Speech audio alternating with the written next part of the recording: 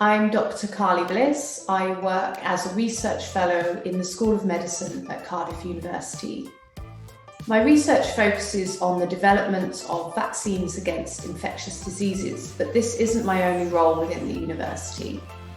I also undertake supervisory roles, so I either supervise or co-supervise members of staff and students. If I was to pick one female scientist that's really inspired me, that would be Assistant Professor Linda Corlin, who works at the University of Maryland in Baltimore. She is hugely ambitious and driven and really believes in her research ideas.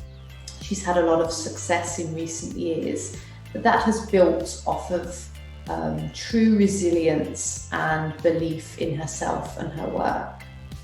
She is very creative and innovative in her research and seems to take everything in her stride, being very successful as a scientist, but maintaining a work-life balance as well. So I aspire to have a lot of these traits within my research career. To always put your hand up and apply for things if you fulfill the majority of the criteria. So there's a statistic that goes around where women will only apply for a job if they tick 100% of the essential and desirable criteria, whereas men will apply if they tick 60% of those boxes.